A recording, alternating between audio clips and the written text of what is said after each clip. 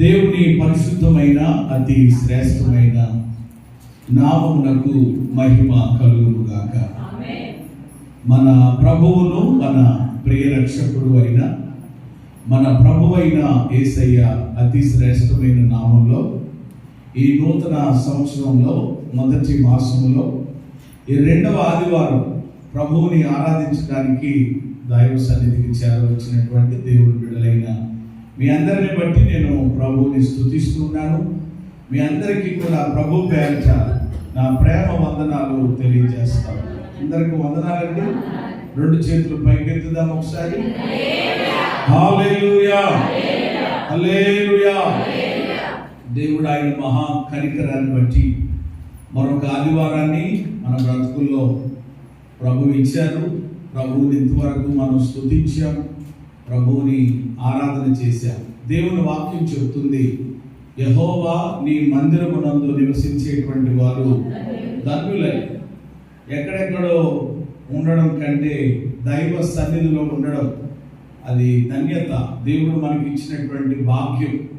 ఈరోజు ఇంకా చాలా మంది దేవుని పిల్లలకి ఆ ధన్యత ఏమిటో, ఆ దేవుని సన్నిధిలో ఉన్నటువంటి ఆ భాగ్యం ఏమిటో ఎరగకపోవడం చాలా విచారకరం అని నేను భావిస్తూ ఉన్నాను. ఏది ఏమైనప్పటికీ దైవ సన్నిధిలో ఇలాగున మనం ప్రభువుని స్తుతించడానికి దేవుడు మరొక తరుణాన్ని, మరొక అవకాశాన్ని మనకి ఇచ్చారు. దాన్ని బట్టి మనం దేవునికి వందనస్తులమై ఉన్నాం. నేరుగా వాక్య ధ్యానంలోనికి వెళదాం. దాని కొరకై పరిశుద్ధ గ్రంథాలు చేత పట్టుకుని బైబిల్ పాట పాడుకుని వాక్యాన్ని మనము ధ్యానం చేసుకుందాం. వాక్యమును యాకోబుకు తెలియచేసిన వాడని, వాక్యమును యాకోబుకు తెలియచేసిన వాడని, ఏ జగముకి నాగునా చేసి ఉన్నాయే, ఏ జనముకి నాగునా చేసి ఉన్నాయే. దేవునికి స్తోత్రము గానము చేయుటయే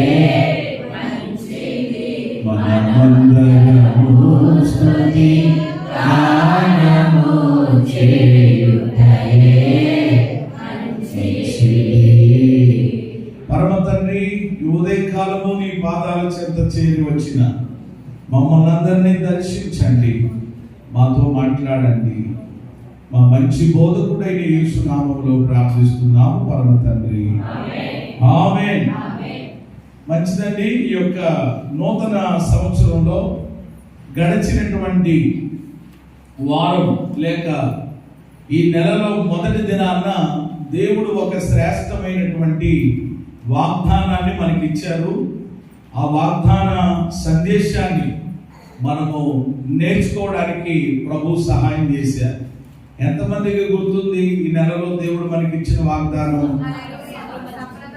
అమ్మా ఏంటండి? సఫల పరిచర్యను. అంటే మీ యొక్క జీవితాల్లో మీరు ఎలాంటి ప్రయాణాలు లేక ఎలాంటి ప్రయత్నాలు, ఎలాంటి పనులు చేసినా వాటన్నిటినీ నేనేం చేస్తాను? సఫలపరుస్తాను అని సఫలపరిచే దేవుడుగా ఆయన తన ప్రత్యక్షతని నెలలో మనకి ఇచ్చారు. వాగ్దానాలు చేసినటువంటి దేవుడు నమ్మదగిన వాడు. ఆయన తప్పకుండా ఎవరి చేసినటువంటి వాగ్దానాలన్నీ ఆయన నెరవేరుస్తారు. అయితే దేవుని పిల్లలమైనటువంటి మనము, మన దేవుడు వాగ్దానాలు చేసే దేవుడు అయితే మనము కూడా దైవ సన్నిధిలో తీర్మానాలు చేసేవారిగా మనం ఉండాలి. హల్లెలూయా. మన దేవుడు వాగ్దానాలు చేసే దేవుడు, చేసిన వాగ్దానాలు నెరవేర్చడానికి సమర్థుడు. సేమ్ టైం ఆయన ప్రజలంగా, ఆయన బిడ్డలంగా ఎవరు ఆయన సన్నిధిలో ఏదో ఒక తీర్మానము ఖచ్చితంగా మనము చేయాలి.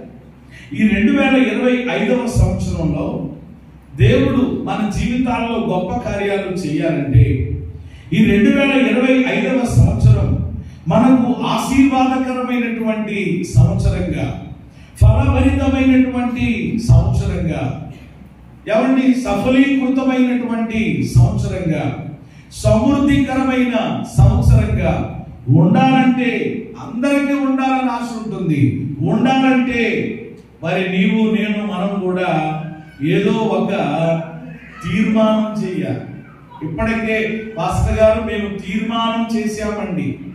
తీర్మానం కాదు, మళ్ళీ అది మారిపోద్ది అనమాట. మళ్ళా ఏమంటే ఇప్పటికే మేము నూతన సంవత్సరంలో అడుగు పెట్టినటువంటి వెంటనే మొదటి తారీఖు నాడు నేను ఒక తీర్మానం, ఈ విషయంలో మీరేం చెప్పక్కర్లేదు, బయటికి మీ తీర్మానం ఏంటో చెప్పక్కర్లేదు. తీర్మానం అనేది వ్యక్తిగతంగా ఉంటుంది, పర్సనల్గా ఉంటుంది.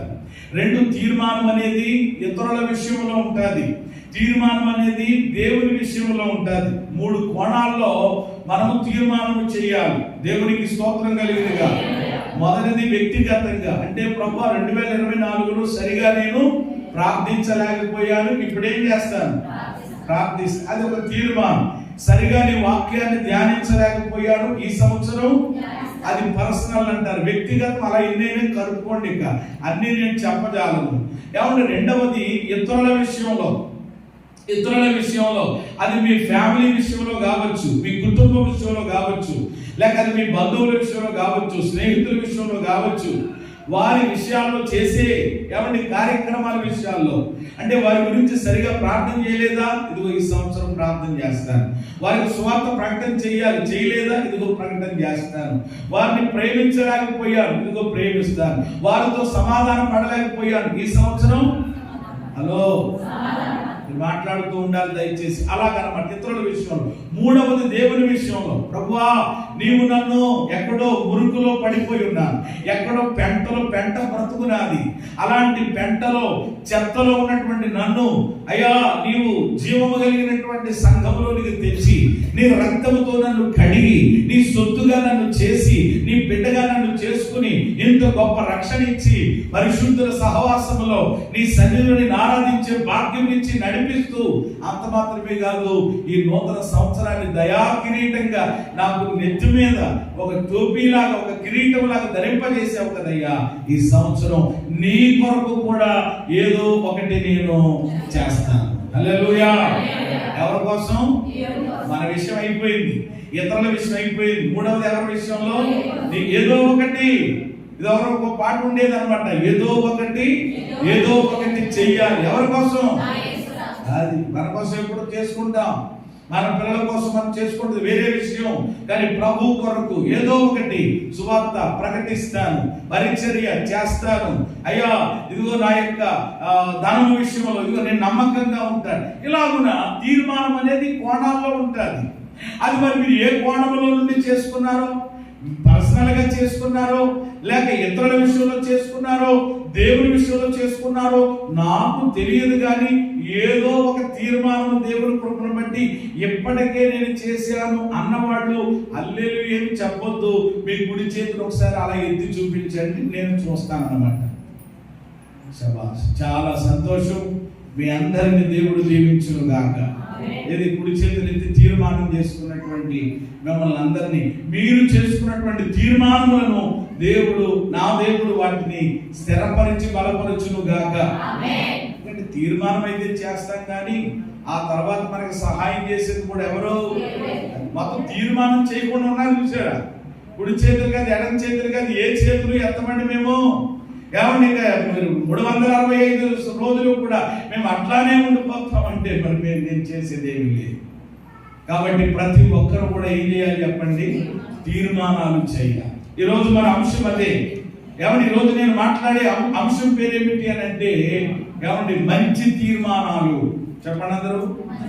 ఏ తీర్మానాలు? ఆ తీర్మానాల్లో కూడా చాలా ఉంటాయన్నమాట. అవి కాదండి, వేరేగా మంచి తీర్మానాలు చేయాలి. ఈ అంశంలో నుండి 3 మాటలు ఎవరిని నేను మీకు జ్ఞాపకం చేయాలని దేవుని ఆత్మ ద్వారా నేను ప్రేరేపించబడుతూ ఉన్నాను. ఏమండి ప్రేరేపించబడి దేవుని యొక్క ఆత్మ సహాయం ద్వారా నేను మీ ముందు నిలవబడి ఉన్నాను. దైవ జనాంగమా, మీరు ఆలోచన చేయండి. 3 విషయాలు నేను మాట్లాడబోతా ఉన్నాను. అందులో మొదటిది ఏమిటి అని అంటే, ఫస్ట్ ఆఫ్ ఆల్ తీర్మానం గురించి చెప్తాను. రెండవది తీర్మానం ఎలా ఉండాలో నేను చెప్తాను. మూడవది తీర్మానము బైబిల్లో ఎవరు చేసుకున్నారో వాళ్ళని ఒక మోడల్గా మనం తీసుకుని, వాళ్ళని ఒక మాదిరిగా మనం తీసుకుని, వాళ్ళని ఒక ఇన్స్పైర్గా మనం తీసుకుని, మనం కూడా ఈరోజు ఎంతవరకు చేయని పరిస్థితుల్లో ఉన్న వాళ్ళైనా మారు మనసు పొంది ఈ 2వ ఆదివారము ఏదో ఒక తీర్మానం చేసుకుని ఇక్కడ నుండి మనము ఆరాధన నుండి మన ఇంటికి వెళ్ళాలి. స్తోత్రం చెప్పండి. ఏది చేయకుండా వెళ్తే ఇంకంత దుర్మార్గం, ఇంకంత భయంకరం ఏది ఉండదన్నమాట. అసలు ఇంకా తర్వాత ఏం మాట్లాడాలో ఇంకా నాకు అది రావట్లేదు. కానీ ఏదో ఒకటి చెయ్యాలి. మొత్తం మీద నీ విషయం వ్యక్తిగతంగా పర్సనల్ లైఫ్లోనైనా చెయ్యాలి, ఫ్యామిలీ లైఫ్లోనైనా చెయ్యాలి, లేక సొసైటీ లైఫ్లోనైనా చెయ్యాలి.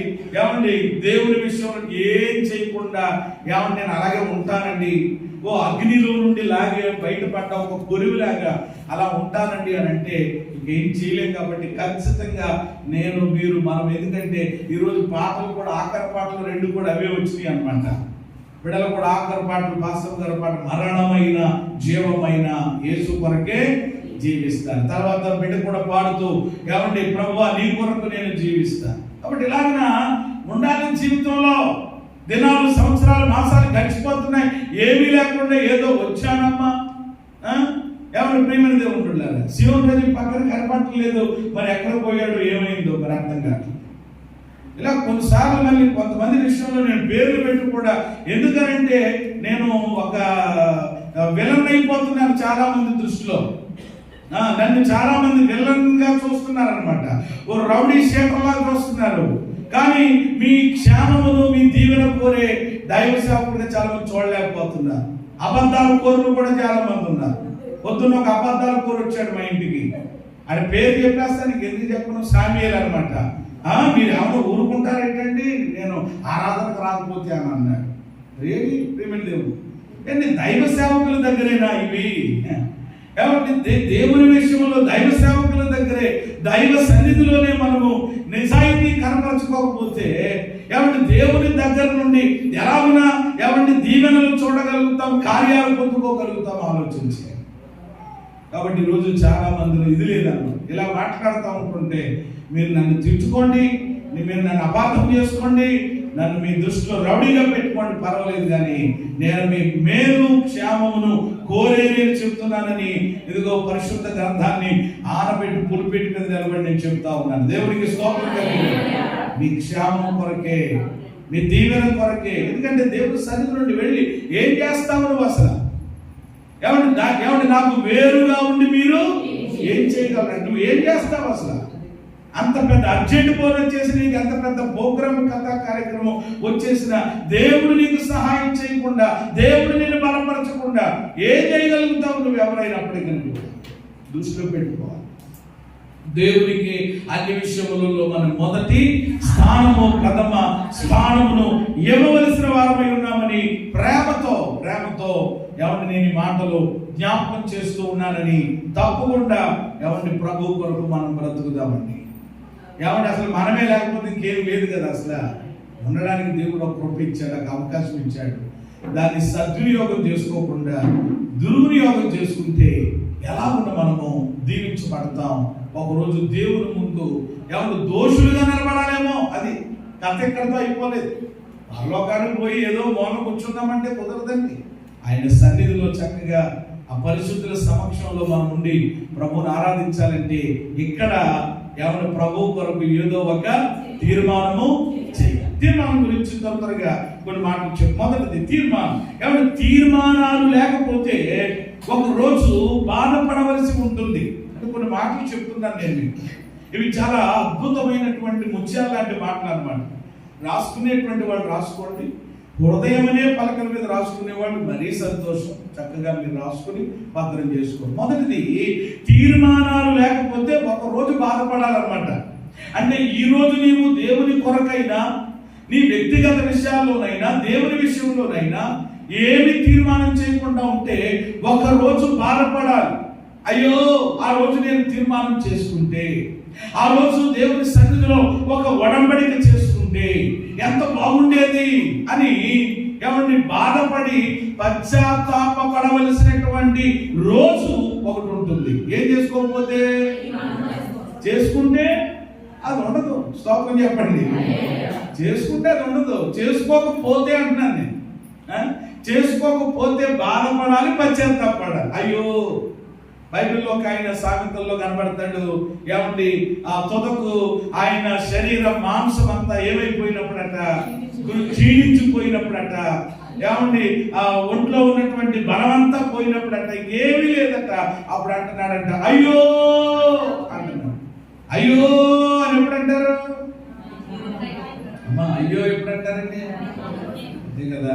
ఏదైనా నష్టము, ఏదైనా ఇబ్బంది, బాధ, అయ్యో నేను ఉపదేశాన్ని ఎట్లు త్రోసివేశాను, నా హృదయ గద్దింపును నేను ఎట్లు తృణీకరించాను, నా బోధకుల మాట ఎందుకు నేను వినకపోయాను, నా ఉపదేశకులు ఎందుకు నేను చెవియొక్కలేదు, నేను సమాజ సంఘముల మధ్య ఉండినను కొంచెమే ఎడమాయినని చెప్పుకొనుచు మూలుగుచు ఉందువు. ఆఖరికి ఆ వ్యక్తికి మిగిలింది ఏంటి అని అంటే మూలుగే. ఇంకా ఏమండి మూలిగ ఎప్పుడు వస్తుంది చెప్పండి మీరు? అమ్మ మూలిగ ఎప్పుడు వస్తుందండి? మాటలు రాలేనప్పుడు ఏమవుతుంది? ఇంకా అది మాటలు లేనప్పుడు నోటప్పుడే ఇంక వచ్చేది ఏంటనమాట, అవును అని ఇంతేనమాట. ఇంకా ఎప్పుడు వచ్చింది మూలుగు? ఏమంటే మొత్తం అంతా ఏమైపోయినప్పుడట, అంతా అయిపోయి క్షీణించిపోయి కండంతా కరిగిపోయి మొత్తం అరిగిపోయి ఏమీ లేనప్పుడు ఇక మూలుగుచ్చు. అయ్యో ఆ రోజే కనుక నేను వినుంటే, ఆ రోజు పాస్టర్ గారు చెప్తుంటుంటే, ఆయన రౌడీ సెంటర్ నేను చేశాను, ఆయన నా దృష్టిలో విలన్గా కనబడ్డాడు, కానీ ఏమన్నా నిజంగా ఆ రోజు నా క్షేమాన్ని కోరినా మేలు కోరి ఆయన చెప్పాడు అనేటువంటి విషయం నాకు అర్థం కాలేకపోయింది. ఏమండి అయ్యో అప్పుడు వినుంటే బాగుండేమో, అప్పుడు చేసుంటే బాగుండేమో, అప్పుడు ఇచ్చుంటే బాగుండేమో, అప్పుడు నడుచుంటే బాగుండేమో, అయ్యో అయ్యో అయ్యో అని చెప్పి తల బాదుకుని ఏమన్నా నోటప్పుడు మాటలు రాక ఇంకా ఆఖరి మిగిలింది. నేను అంటాను ఆ పరిస్థితి రాక మునిపే ఏమండి ముందే ప్రతి ఒక్కరు ఏం చేయాలి? తీర్మానం. కాబట్టి తీర్మానాలు లేకపోతే ఒకరోజు బాధపడవలసి ఉంటుంది. మొదటి పాయింట్. రెండవది, మనం చేసే తీర్మానం మన భవిష్యత్తుని అందముగా తీర్చిదిద్దుతుంది. మనం చేసేటువంటి తీర్మానము మన భవిష్యత్తుని అందముగా తీర్చిదిద్దుతుంది.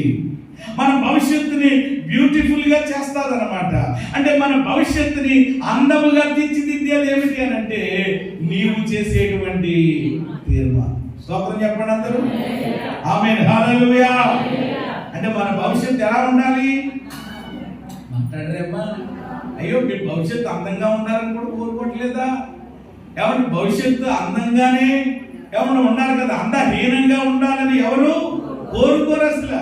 కాబట్టి మన భవిష్యత్తు అందంగా ఉండాలి, ఆనందంగా ఉండాలి, ఆశీర్వాదకరంగా ఉండాలి అని ఏం చేయాలి? తీర్మానం. మూడవది, ఈరోజు మనము చేసేటువంటి తీర్మానం రేపటి మన భవిష్యత్తుని నిర్ణయిస్తుంది. ఈరోజు మనం చేసేటువంటి తీర్మానము రేపటి మన భవిష్యత్తుని నిర్ణయిస్తుంది. అంటే రేపటి మన భవిష్యత్తు ఎలా ఉందో ఎవరికి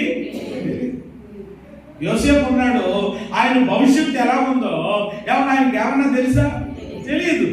కానీ ఆయన భవిష్యత్తుని, అంటే ఐగుప్తు దేశానికి ప్రైమ్ మినిస్టర్ గా, ప్రధానమంత్రిగా ఆయన భవిష్యత్తుని దేవుడు ఏం చేశాడు? డిజైన్ చేశాడు. కానీ ఆ విషయం ఆయనకి తెలుసా? తెలియదు. కానీ తెలియక ముందే యోసేపు ఏం చేశాడు అనమాట? తీర్మానం చేశాడు. ప్రభు కొరకు నేను జీవించాలి, ఈ పరదేశానికి వచ్చాను, పరాయి వాళ్ళ ఇంట్లో ఉన్నాను, తాళాలన్నీ చేతికిచ్చారు, పెత్తనం అంతా నాదే, ఎలాగైనా తిప్పేద్దాం అనుకోలేదు. చాలా జాగ్రత్తగా ఉన్నాడు, ప్రతిష్టతలో బ్రతికాడు. కాబట్టి అతని భవిష్యత్తు తర్వాత ఎలా ఉందో చెప్పండి, అద్భుతంగా ఉంది. దేవుడు అలా డిజైన్, ఇలా బైబిల్లో చాలా మంది గురించి చెప్పుకోవచ్చు. కాబట్టి ఇక్కడ నేను 3 మాటలు చెప్పాను. తీర్మానాలు ఎవరిని ఈ రోజు చేయకపోతే ఒకరోజు ఏం చేయాలి, బాధపడాలి. 2, మనం చేసే తీర్మానం మన భవిష్యత్తుని ఎలా చేస్తుంది, అందంగా. 3, ఈ రోజు మనం చేసే ఎవరి తీర్మానం రేపటి మన భవిష్యత్తుని నిర్ణయిస్తుంది. రేపటి మన భవిష్యత్తుని నిర్ణయించేది ఏంటంటే ఈ రోజు మనం చేసే, ఏం చేయనండి బాబు, రేపు ఎలా ఉంటే మనకి ఎట్లేంటి అంటే అన్నిటిలో ప్లాన్స్ ఉంటాయండి చాలా మందికి. కానీ మరి ఆధ్యాత్మికంగా ఎవరు మనకి ప్రణాళికలు లేకపోతే ఎలాగా ఉండాలి. ఇవి తీర్మానం గురించి కొన్ని మాటలు నేను ఎవరిని జ్ఞాపకం చేశాను. అలాగే ఈరోజు మనం చేసేటువంటి తీర్మానం కూడా ఎలా ఉండాలి, మనం చేసేటువంటి తీర్మానము ఏ విధముగా ఉండాలి అని అంటే ఇక్కడ కూడా 3 మాటలు చెప్తాను. మొదటి మాట ఏంటి అంటే మనం చేసేటువంటి తీర్మానము మంచిగా ఉండాలి, మంచిగా ఉండాలి. అందుకని వర్తమానానికి నేను ఆ పేరు పెట్టారనమాట. చెప్పండి ఏంటనమాట అంశం పేరు, మంచి తీర్మానం. కాబట్టి మనం చేసేటువంటి తీర్మానాలు కూడా మంచి తీర్మానాలుగా ఉండాలి, మంచి అయి ఉండాలి. ఎవరి చెడ్డ తీర్మానాలు, ఎవరి చెడ్డ నిర్ణయాలు ఎవరిని చేయకూడదు. కొందరు అలా చేసి చాలా ఇబ్బందులు పడ్డారు బైబిల్లో. మళ్ళీ అవన్నీ కూడా ఇప్పుడు నేను ప్రత్యేకంగా వివరించే ప్రయత్నం చేయట్లేదు. కొందరు సరైనటువంటి నిర్ణయాలు చేయక, కొందరు మంచి తీర్మానాలు చేయకుండా చెడ్డ తీర్మానాలు చేసి చెడ్డ నిర్ణయాలు తీసుకుని వాళ్ళు చాలా ఇబ్బందులు పడ్డారు, చాలా కష్టాల్లోనికి వారు కూరుకుపోయారు బైబిల్లో. కాబట్టి అలా కాకుండా ఎవరు మన తీర్మానాలు ఎలా ఉండాలి అని అంటే మంచిగా ఉండాలి, బెస్ట్గా ఉండాలన్నమాట. బెస్ట్ తీర్మానాలే చేయాలి తప్ప పనికి మాలిన వ్యర్థమైన వాళ్ళు ఎవరో చేశారని వాళ్ళు ఎవరో ఫాలో అయ్యారని వాళ్ళని మనము ఎవరిని ఏమాత్రం కూడా ఎవరిని ఫాలో అవ్వడానికి వీలు లేదు. రెండవది, మన తీర్మానం ఎలా ఉండాలి అని అంటే ప్రమాణం ఎలా ఉండాలి. మన తీర్మానం ఎలా ఉండాలంటే ప్రమాణంలా ఉండాలి. చెప్పండి ఎలా ఉండాలండి. ప్రమాణం అంటే ఏంటి, మన భాషలో ప్రమాణం అంటే ఏంటి, ఇంగ్లీష్ చెప్తా ఉన్నాను, ప్రామిస్ అని. నేను తెలుగు చెప్పాను ప్రమాణం. అచ్చ తెలుగులో చెప్పుకోవాలి అని అంటే ప్రమాణం అంటే ఏం పెట్టుకోవడం, ఒట్టెట్టుకోవడం. ఒట్టు కొందరు ఒట్టు ఎడతారంట, తర్వాత మళ్ళీ ఒట్టు తీసి ఏం చేస్తారంట, గొట్ట మీద ఎడతారంట కొంతమంది. పెట్టేస్తారు కొన్ని రోజులు అయ్యేటప్పటికి, ప్రభా కుదరట్లేదు నాయన, మరి కుదిరితే అలాగే కాబట్టి కావట్లేదని చెప్పి జాగ్రత్తగా తీసుకెళ్ళి ఆ ఒట్టు గట్టు మీద ఎట్టి మరి వీళ్ళు ఏం చేస్తారో మరి ఆ ఇంట్లో కానీ దూకేస్తారేమో మరి గట్టు మీద ఎట్టేసి. కాబట్టి ప్రియమైన దేవుని బిడ్డలారా అలాగా ఉండడానికి వీలు లేదు. ప్రమాణం అంటే మళ్ళీ ఇక్కడ మీరు ఒట్టెట్టుకోవాలని పాస్టర్ గారు అనొచ్చు. మళ్ళీ బైబిల్లో ఒట్టుల గురించి రాయబడ్డది. మనం ఏమాత్రం ఒట్టు పెట్టుకోకూడదు. ఆకాశము తోడని, భూమి తోడని, అమ్మ తోడని, నాన్న తోడని, ఏమని ఏ తోళ్ళు మనం పెట్టాల్సిన పని లేదు. మన మాట అవునంటే కాదంటే అంతే. వస్తానంటే వస్తాను, చేస్తానంటే చేస్తాను. ముందేమో అనేయటం, తర్వాత ఏమో అది సరైనటువంటి విధానం కాదు. అది మనుషులమైనటువంటి మనమే అంగీకరించు. ఆడండి ఊరుకోండి చెప్పండి అంటాడు అని మరి ఆడి మాటలు నమ్మేరేంటండి. నన్ను తిడతారు చాలా మంది, ఆడనే నమ్ముతాను నేను. మరి అదేంటో దేవునికి స్తోత్రం చెప్పండి. చూసారా అలా ఉందో, ఎవరి దొంగోడి చేతిగా ఏమిచ్చారంటే అన్నట్లుగా కొన్నిసార్లు అదే మరి దేవుని యొక్క ఏమండి ప్రేమ, దేవుని యొక్క మంచితనం అంటే. చాలా మంది తిడతారు నన్ను కొన్నిసార్లు, మిమ్మల్ని కూడా చాలా మంది తిడతారు. అయినా మీరేం చేస్తారంటే వాళ్ళని చేరదీసి సున్నంలో పెడతారు. దేవునికి స్తోత్రం కలిగిందిగా, పర్వాలేదు. అయినా కొన్నిసార్లు అలాగా ఎవరి మనుషుల విధానం ఆ విధంగా ఉంటుంది. చాలా సార్లు ఎవరి మాటల వరకే చెప్పి ఆ తర్వాత మాటలు తీసేసి ఏమండి వాళ్ళ క్రియలలో ఆ విధానం కనబడకపోవచ్చు. అయినను అంటే మనం ప్రమాణంలా అంటే ఇక అవునంటే అవును, నేను ప్రభా నేను ఇలా ఉంటాను, ప్రభా నేను ఇలా చేస్తానంటే అలా చేయడమే. ఇంకా దాని నుండి వైదొలగడానికి వీళ్ళు. ప్రమాణం అంటే ఇంకా 2 మాటలు చెబుతారు. నిబంధన, ఎవరు ఒడంబడిక, ఎవరు ఇలాంటి అర్థాలు కూడా వస్తాయన్నమాట. అనగా మనము ఎవరి చేసేటువంటి తీర్మానము చెప్పండి ఎలా ఉండాలంటే ప్రమాణము వలె ఉండాలి. ఎలా ఉండాలన్నమాట. బైబిల్ అలాగే చేశారు భక్తులు. ప్రమాణంలా చేశారన్నమాట, నిబంధనగా. ఇప్పుడు పెళ్లిలో కూడా ఏముంటాయి చెప్పండి? అసలు పరిశుద్ధ వివాహానికి ఏమంటే మూలం, పరిశుద్ధ వివాహానికి మెయిన్ ఘట్టం ఏమిటి అని అంటే కనుక వాళ్ళు ఒకరినొకరు ఏమంటే చూసుకుంటూ ఏమంటే చేసేటువంటి ప్రమాణాలు, వాటికి చాలా విలువ ఉందన్నమాట నిజంగా. కాబట్టి ఈరోజు మన తీర్మానం కూడా ఎలా ఉండాలి అని అంటే ఒక ప్రమాణంలా ఉండాలి, ప్రమాణంలా. అందుకని 5వ సోదరులకి ఏమండి ప్రమాణం అంటే చాలా చెప్పండి ఏంటనమాట, భయం అనమాట. అందుకని కొంతమంది ఏదైనా గొడవ అయితే రాయితే గుడి దగ్గరికి వచ్చి ఎక్కడ దీపము ఆర్పు అంటారు. అప్పుడే అన్ని వీడికి ఏమొచ్చేస్తారన్నమాట, ఇంకా అయ్యి బాబు అక్కడ దీపం మారితే నా దీపం ఎక్కడ ఆరిపోద్దని వెంటనే టక్కనే అయ్యి బాబు లేపలే వేసుకుని వద్దురా బాబు అక్కడ దాకా వద్దురా, నేను గుడి అంటామేంటి దీపం అంటామేంటి ఏమొద్దు ముందే చెప్పేస్తాను. చూసారా ఈరోజు వాళ్ళకున్నటువంటి ఆ భయం నిజంగా ఈరోజు దేవుని సన్నిధిలో దేవుని పిల్లలుగా నిజ దేవుడిని తెలుసుకున్నటువంటి మనం ఆయనతో చెప్పినటువంటి ఆ ప్రమాణాల విషయాల్లో నిజంగా ఆ భయం ఆ వణుకు ఉంటే ఎవరిని ఖచ్చితంగా దేవుడు మన జీవితాల్లో గొప్ప కార్యాలు చేస్తారు. కాబట్టి 1 మంచిగా ఉండాలని చెప్పాను, 2 ప్రమాణంలా ఉండాలని చెప్పాను, 3 మనం చేసే తీర్మానము వాక్యానుసారంగా ఉండాలి. చెప్పండి ఎలా ఉండాలి? వాక్యానుసారంగా ఉండాలి. అంటే ఏది ఏమంటే వాక్యానికి వ్యతిరేకంగా, వాక్యానికి ఏది ఆపోజిట్ గా ఉండడానికి వీల్లేదు. అంటే మనం చేసే ప్రతి తీర్మానము, మనం చేసేటువంటి ప్రతి నిబంధన అది కరెక్ట్ గా దేనికి సరిపోవాలన్నమాట. అంతే. ఈ వాక్యానికి సరిపోకుండా నేను అది చేశానండి ఇది చేశానండి ఏదో చేశానండి అని చెప్తే అది ఏమాత్రము కూడా దేవుడు దానిని అంగీకరించడు, దాన్ని తీసుకోడు అనమాట. కాబట్టి ప్రియమైన దేవుడు బిడ్డలారా ఇలా కూడా ఉండాలి. కానీ కొంతమంది ఇలా చేయకుండా కొంత దేవుని పిల్లలే ఏమండి ఇలా చేస్తారంట తీర్మానాలు. అది చెప్తాను నేను. అదేంటంటే కొంతమంది తాగుబోతు తీర్మానాలు చేస్తారు. ఏమండి ఏ బోతు తీర్మానాలు అనమాట. అంటే త్రాగుబోతు కూడా ఏం చేస్తాడు? తీర్మానం చేస్తాడు. ఎవరితోటి? ఆవిడతోటి. ఎప్పుడు చేస్తాడు? నెలకోసారి కాదు, సంవత్సరానికి ఒకసారి కాదు, ప్రతిరోజు చేస్తాడు. ఏమంటాడు? రోజు ఇదిగో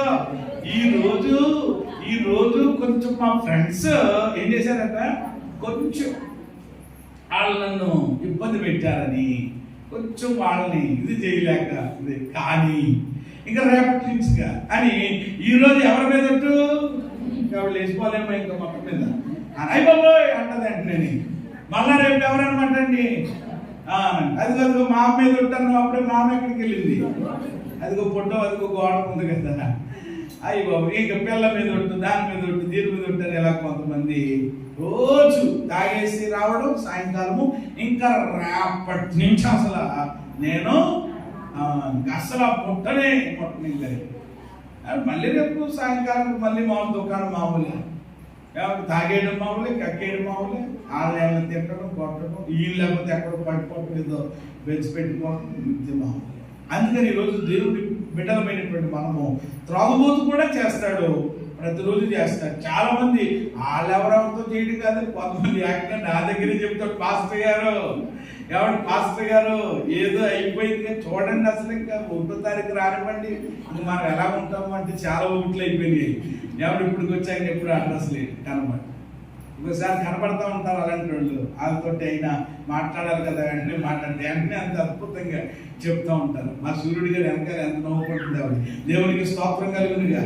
ఏంటో అబ్బాయి జ్ఞాపకం చేస్తాను చెప్తూ ఉంటాను, నాకు కూడా అలాగా అయ్యారు రేపు ఏంటంటే ప్రార్థనలు ఏంటంటే అని అంటాడు అనమాట.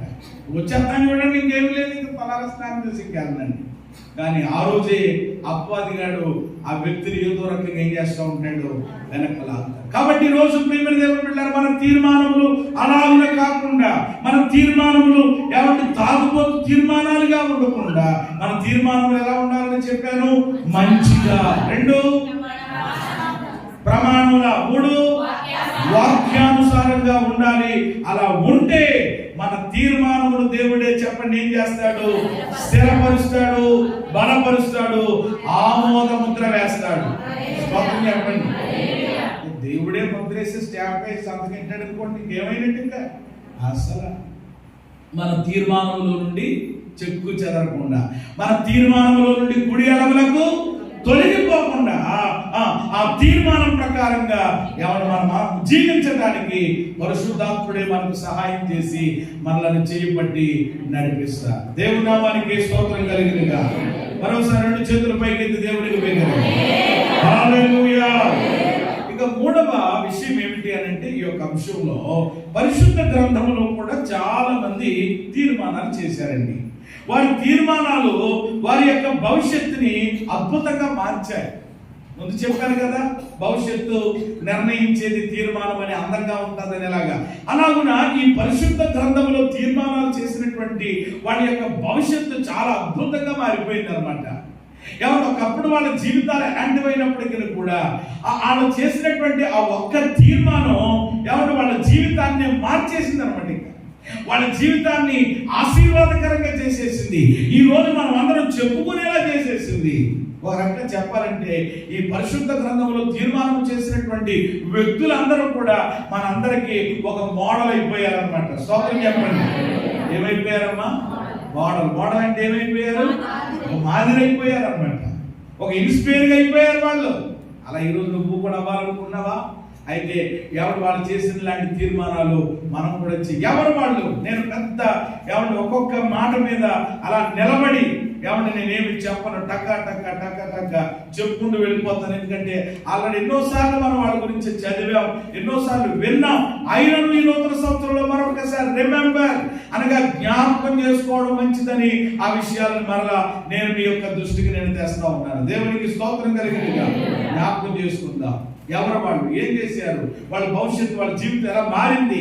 ఈ 2025 నీ జీవితం కూడా అలా మారాలనుకుంటున్నావా?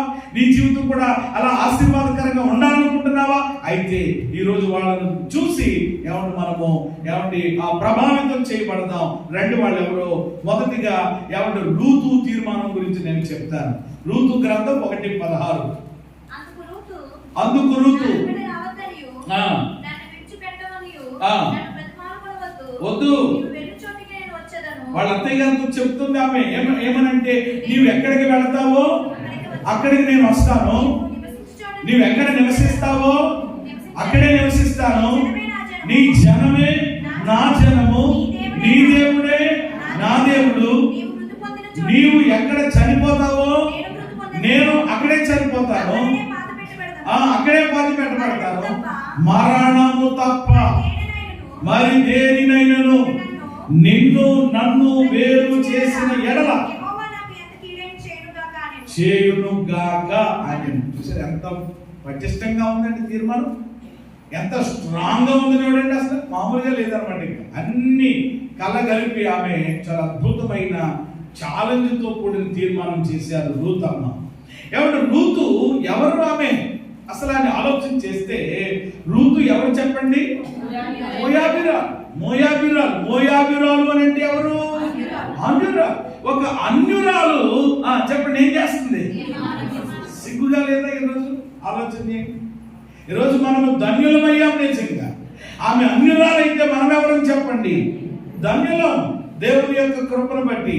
కాబట్టి ఈరోజు ధన్యులమైన మనం కూడా తీర్మానం చేయకపోతే ఎలాగా? ఒక అన్యురాలై ఉండి ఆ అత్తగారు, ఆ అత్తయ్య ఎవరినైతే నమ్ముకుందో ఆ దేవుని గొప్పతనముల గురించి ఆమె తెలుసుకున్నప్పుడు ఆమెతో చెప్తా ఉంది. ఆమె చెప్తుంది, మా స్టోరీ తెలుసు కాబట్టి నేను వివరించట్లేదు. ఇద్దరు మరి ఆ రూతు యొక్క మరి భర్త చనిపోయినప్పుడు, లేక వార్ప భర్త చనిపోయినప్పుడు వయసులో ఉన్నారు కాబట్టి, అమ్మా మీరు యవ్వనంలో ఉన్నారు, మీ భర్త చనిపోయినప్పుడు ఎందుకు మరలా మీ అమ్మగారింటికి వెళ్ళిపోండి, ఇంకా వాళ్ళు ఎలా మీ యొక్క జీవితాన్ని నడిపిస్తే అలా నడవండి అని చెప్పి వాళ్ళని స్వతంత్రంగా వదిలేస్తే వెళ్ళిపోవాలి. అసలు ఆల్రెడీ వార్ప అలాగా అత్తను ముద్దు పెట్టుకుని ఏమైందట వెళ్ళిపోయింది. కానీ ఈవిడ మాత్రం వెళ్ళిపోవడానికి అవకాశం ఉన్నప్పటికీ కూడా స్వేచ్ఛగా బ్రతకడానికి, స్వాతంత్రంగా ఆవిడకి ఇష్టం వచ్చినట్లుగా జీవించడానికి అవకాశం ఉన్నప్పటికీ కూడా వెళ్లకుండా అత్తతో చెప్తున్నటువంటి మాట, లేక నయోమితో రూతు చేసుకున్నటువంటి ఒక అద్భుతమైన తీర్మానం ఏమిటి అని అంటే, నీ జనమే నా జనము, నీ దేవుడే నా దేవుడు. నువ్వు ఎక్కడ చనిపోతావో, నువ్వు ఎక్కడ బాధ పెట్టబడతావో, మరణము తప్ప నిన్ను నన్ను ఏది ఎంత అద్భుతం అండి నిజంగా. రూతమ్మ తీర్మానము చాలా అద్భుతమైన. బైబిల్లో మొట్టమొదటిగా మాట్లాడుకోవాలంటే ఆవిడ గురించి మాట్లాడాలి, తీర్మానం గురించి. రూతమ్మ తీర్మానం ఏం చేసిందో మనకు తెలుసు. అందుకని నేను వివరించట్లేదు, జస్ట్ టూకీగా ఆ విషయాలు మీకు జ్ఞాపకం చేస్తున్నాను అంతే. మళ్ళీ మీ మదికి చేస్తున్నానంటే మీకు తెలియదని కాదు. ఎవరు మీరు అనుకోవచ్చా ఎవరికి తెలియదండి అని. ఎవరిని తెలిసి ఎవరిని దేవుని వాక్యాన్ని మనం నెరవేర్చకపోతే ఎవరిని ఎంత తెలిసే ప్రయోజనం ఏముంది? కాబట్టి రూతు ఎవరు తన జీవితంలో చేసుకున్నటువంటి తీర్మానం ఆమె జీవితాన్ని ఎలా మార్చింది అని అంటే, ఆమె యేసుక్రీస్తు వారి యొక్క వంశావళిలో చేర్చబడింది. ఎక్కడ చేర్చబడింది? యేసుక్రీస్తు వారి యొక్క వంశావళిలో చేర్చబడింది. మోడైనటువంటి తన జీవితం ఏమైంది? చిగురించింది. అంతేకాదు యేసయ్యకు పితరురాలు అయ్యింది. దేవునికి స్తోత్రం చెప్పండి. మెస్సయ్యకి ఏమైందండి? పితరురాలు అయ్యింది. ప్రియమైన దేవుని బిడ్డలు, ఎంత అద్భుతం నిజంగా. ఇది ఎంత గొప్ప భాగ్యం, ఇది ఎంత గొప్ప ధన్యత. ఇంత గొప్పటి ధన్యతకి ఏమిటి కారణం అంటే ఆమె దేవుని సన్నిధిలో చేసుకున్న తీర్మానం. మరి ఈరోజు నీ తీర్మానం ఏంటి? నీవు ధన్యురాలు అవ్వాలనుకుంటున్నావా? నీవు కూడా అంత గొప్ప భాగ్యాన్ని నీ జీవితాల్లో పొందుకోవాలనుకుంటున్నావా? ఓ రకంగా చెప్పాలంటే చరిత్రకెక్కింది ఆమె. పరిశుద్ధ గ్రంథంలో 66 పుస్తకాలుంటే ఒక పుస్తకం ఎవరి పేరు మీద ఉందన్నమాట. ఈ పేరు మీద ఏమైనా ఉందా? ఆలోచన. ఎంత ఘనత, ఎంత ఆధిక్యత, ఎంత కృప దేవుడు ఆమెకి ఇచ్చాడు. కారణం ఏమిటి అని అంటే ఆమె చేసుకున్న రెండవది సమూయేలు గురించి నేను మాట్లాడతాను. సమూయేలు మొదటి గ్రంథం 12:23. స్పీడ్గా రండి నాతో. మొదటి సమూయేలు 12:23. నా మట్టుకు నేను మీ నిమిత్తము ప్రార్థన చేయుట మానుట వలన యెహోవాకు విరోధముగా పాపము చేసినటువంటి వాడను అగుదును. ఇక్కడ మనం ఎవరి తీర్మానం చూస్తున్నాం అని అంటే సమూయేలు తీర్మానం. మొదటి సమూయేలు 12:23. నా మట్టుకు నేను అంటున్నాడు. అంటే ఇప్పుడు ఎవరు చేస్తున్న తీర్మానం ఇది? సమూయేలు. ఇశ్రాయేలీల ప్రజలందరితో చెప్తున్నాడు, బాబు ఇశ్రాయేలీలారా, ఓ దేవుని ప్రజలారా, నా మట్టుకు నేను మీ నిమిత్తము ప్రార్థన చేయడం మారడం వలన దేవునికి విరోధంగా నేను ఏం చేస్తున్నాను? అది మీకోసం నేను ప్రార్థన చేస్తాను. ప్రార్థన చేయకపోతే నేను పాపం చేసిన వాడిని అయిపోతా. చాలా మంది అనుకుంటారు నేను ఏ పాపం చేయలేదని అంటారు. మంచిదే కావచ్చు, కానీ ఇక్కడ సమూయేలు మాట్లాడిన మాటను బట్టి అర్థం చేసుకోవాల్సిన విషయం ఏంటంటే ప్రార్థన చెయ్యకపోవడమే ఏం చేయడం అన్నమాట.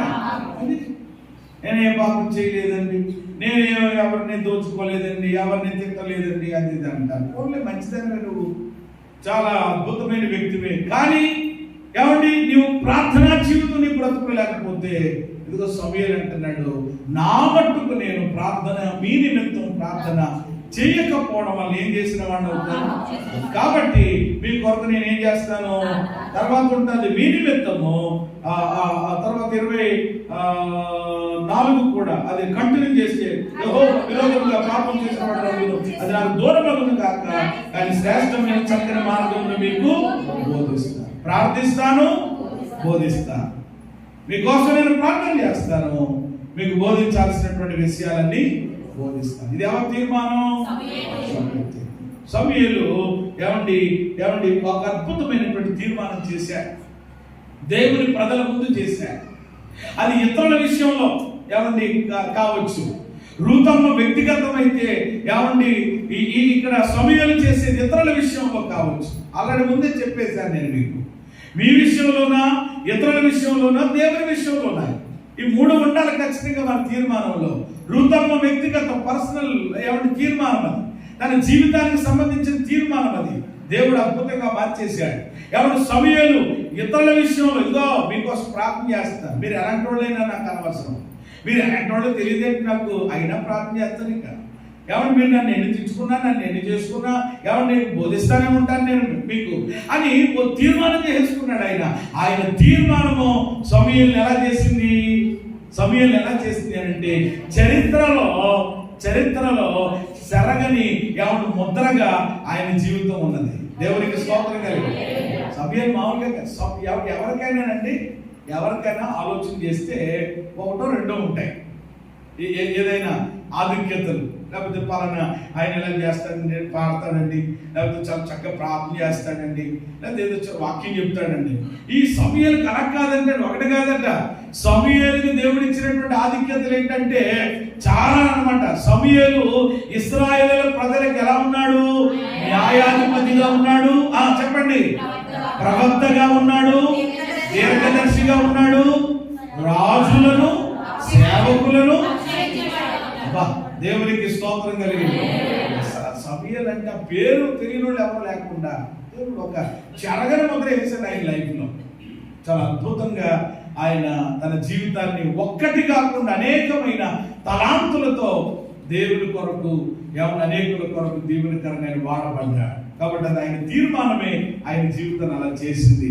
ఇక మూడవ దగ్గరికి వచ్చేస్తే కనుక మూడవ తీర్మానము ఎవరి తీర్మానం అని అంటే కనుక యెహోషువ గ్రంథం 24:15. యెహోషువ 24:15 మనందరికీ ఒకవేళ మీ దృష్టికి కీడని తోస్తే మీరు ఎవరిని సేవించాలనుకుంటే నదావతలకు వెళ్ళి మీ పితరులు చేస్తున్నారు కదా, సేవిస్తారో నివసిస్తున్నారే, మీ ఇష్టం, కోరుకోండి. అది తీర్మానం అక్కడ మొదలైంది అనమాట. మీరు ఎలా బ్రతుకుతారో, మీరు ఏం చేస్తారో, ఎలా ఉంటారో అది మీకే వదిలేసేస్తున్నారు. మీరు ఎవరిని సేవించినను నేనును నా ఇంటి వారిని మాత్రము యెహోవానే సేవించు. చేతులెత్తి స్తోత్రం చెప్పండి. ఇది పలకడానికి చాలా బాగుంటుంది, పలకడానికి చాలా బాగుంటుంది, వినడానికి చాలా బాగుంటుంది, చెప్పడానికి కూడా.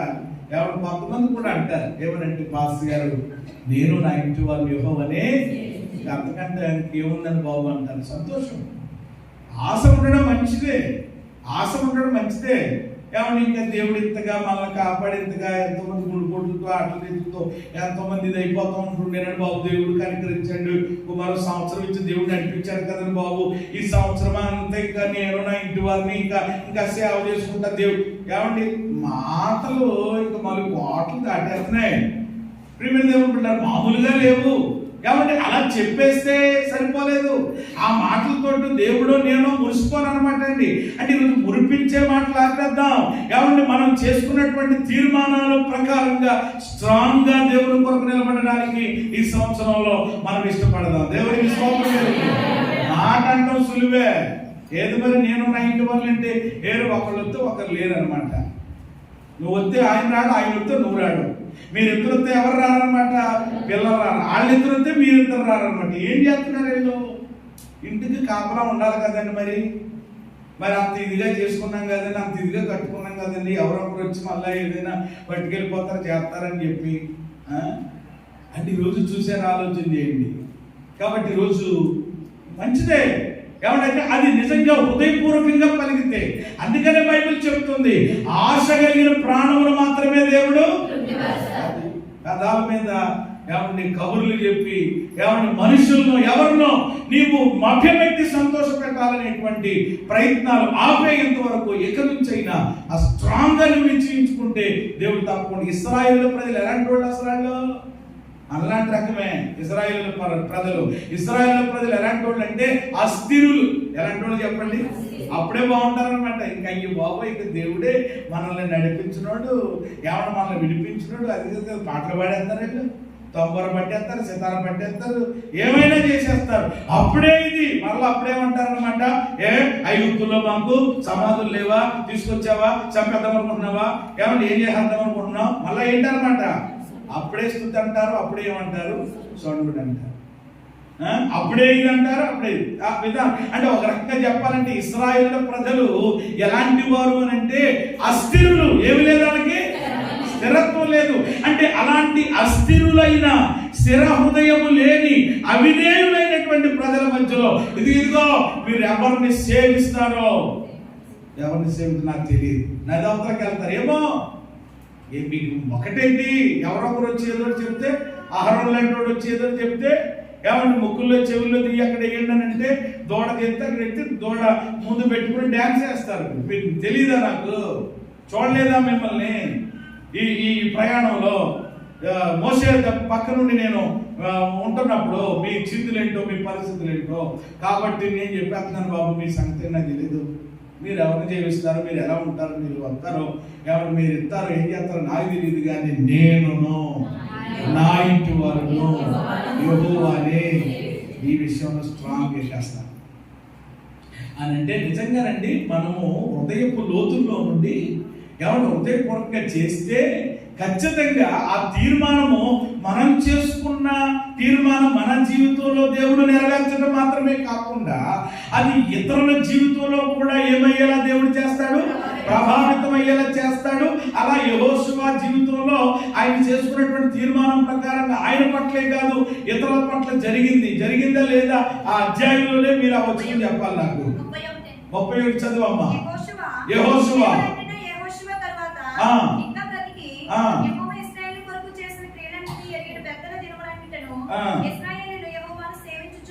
ఇశ్రాయేలీయులు యెహోవాను ఆ పైకి వెళ్తే అంటారనమాట, బాబు మీరంతా స్ట్రాంగ్ గా తీర్మానం చేసుకుని ఆ తీర్మానంలో నిలబడ్డప్పుడు మేము ఎలా ఉంటామయ్యా, ఏమన్నా మేమును కూడా మరి దేవుడిని సేవించదమని. ఆ తర్వాత 15 తర్వాత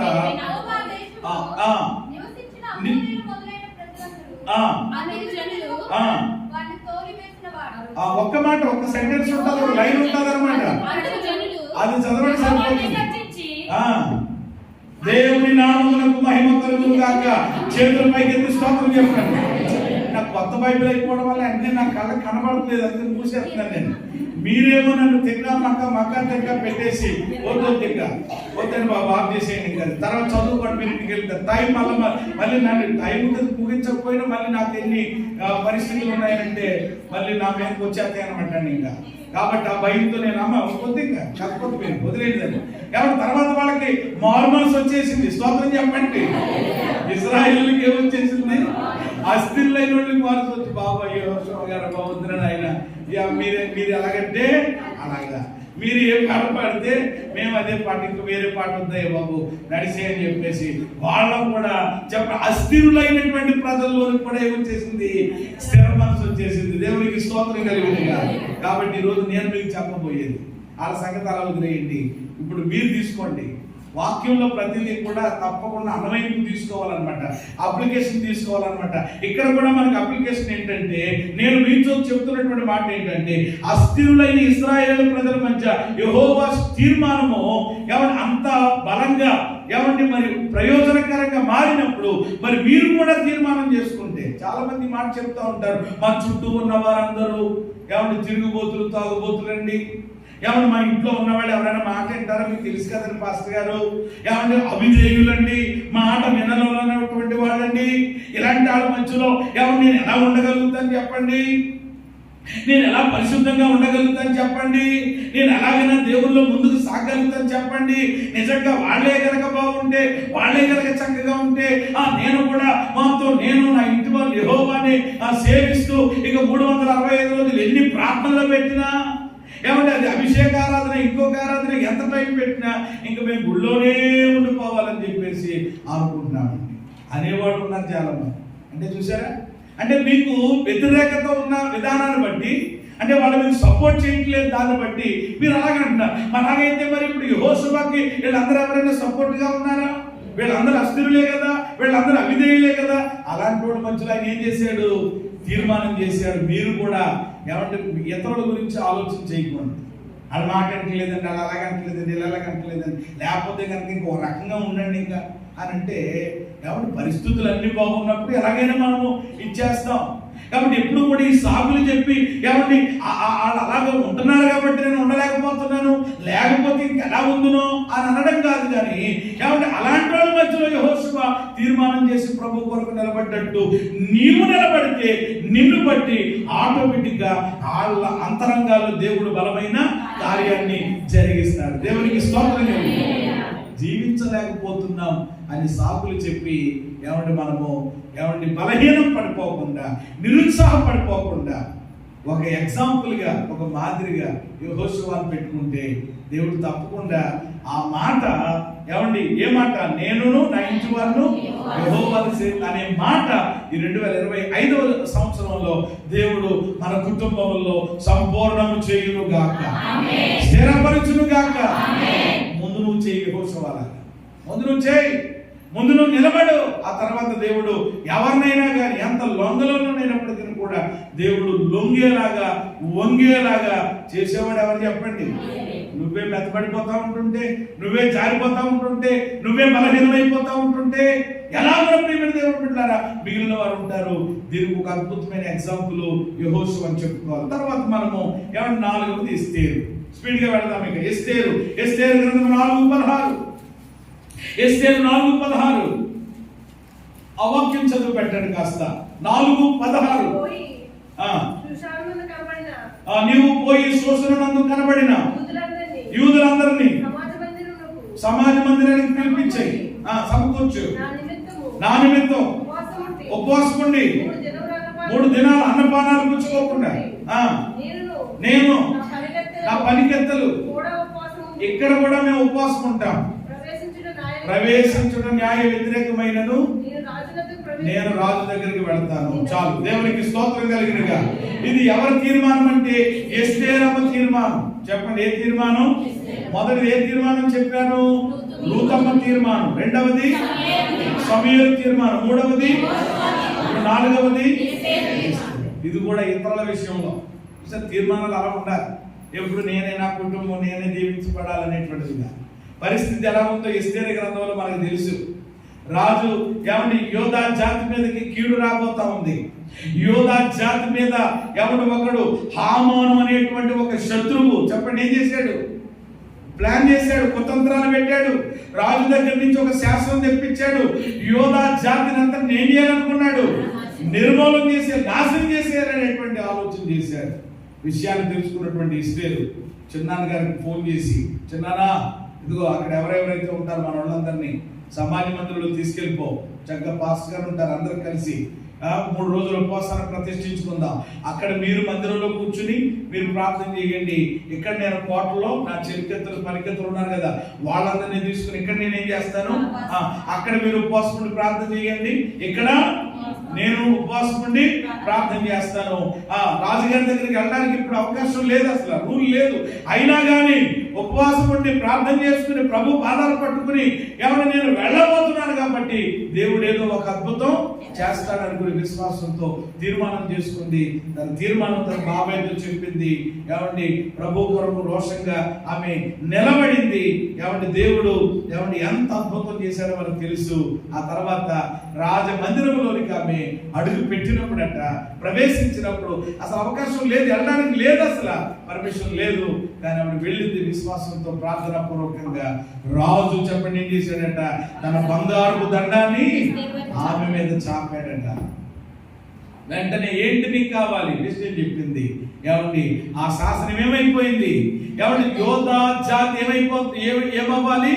నశించిపోవాలనేటువంటి ఆ శాసనం చెప్పండి ఏమైపోయింది? రద్దయిపోయింది, తారుమారైపోయింది. ప్రజలందరూ చెప్పండి ఎలా ఉన్నారన్నమాట? సంతోషంగా 10వ అధ్యాయంలో చూసుకుంటే వాళ్ళు విందులు చేసుకున్నారట. స్తోత్రం చెప్పండి. పూరీం అనేటువంటి ఒక పండగని వాళ్ళు సెలబ్రేట్ చేసుకుని, ఓ దేవుడు మన మీదకి వచ్చినటువంటి కీడు, దేవుడు మన మీదకి వచ్చినటువంటి శిక్ష, మరి భయంకరమైనటువంటి ఆ ఉగ్రత నుండి మనల్ని దేవుడు ఏం చేశాడు? తప్పించాడు. దీనంతటికి కారణము చెప్పండి ఎవరన్నమాట? ఎస్తేరమ్మ చేసినటువంటి తీర్మానం. ప్రతికూల పరిస్థితుల్లో ఎస్తేరు తీర్మానం చేసింది. ఎలాంటి పరిస్థితుల్లో? అది తీర్మానాలంటే అన్ని అనుకూలంగా ఉంటే చేయడం కాదండి. అన్ని అనుకూలంగా ఉన్నప్పుడు అందరూ చేస్తారు. ప్రతికూల పరిస్థితి అది. అసలు రాజు దగ్గరికి వెళ్ళడానికి ఆమెకి అవకాశం లేనటువంటి పరిస్థితి. అసలు ప్రియమైన దేవుడు ఒక రాణిగా ఉండి ఆమె ఉపవాసం ఉండడం అని అంటే అది అసలు అక్కడ అయ్యేటువంటి పరిస్థితులు కాదవి అక్కడ ఆలోచన చేస్తే. కానీ ప్రతికూల పరిస్థితుల్లో ఎస్తేరమ్మ తీర్మానం చెప్పండి తన జాతినే రక్షించుకోగలిగింది. తన జాతి ప్రజలకు ఎస్తేరు చెప్పండి ఎలా మారింది? దీవెనగా మారింది. స్తోత్రం చెప్పండి. ఎస్తేరు అనే మాటకి అర్థం ఏంటి చెప్పండి? నక్షత్రం. అంటే ఆమె ప్రభు కొరకు చెప్పండి ఏం చేసింది? ఈరోజు మనం ప్రకాశించాలన్నా, మనం ఇతరులకు దీవెనగా మారాలన్నా ఆ దేనితో ముడిపడి ఉంది అని అంటే ఏదో తీర్మానం. ఏం చేయనండి నా బ్రతుకులో అలా ఉంటానని అలా వెళ్తానని అంటే ఎవరికీ దీవెనకరంగా లేకుండా ఏంటండి జీవితం అంటే?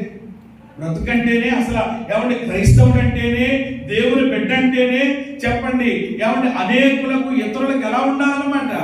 ఆశీర్వాదకరంగా. కుటుంబంలో నీవెవరికి దీవెనకరంగా లేకుండా, ఇటు సంఘానికి వస్తే సంఘానికి దీవెనకరంగా లేకుండా, అటు సొసైటీకి పోతే అటు సమాజంలో ఎవరికి లేకుండా ఏమంటే నిష్ప్రయోజనమైనటువంటి జీవితం ఏంటండి అసలు?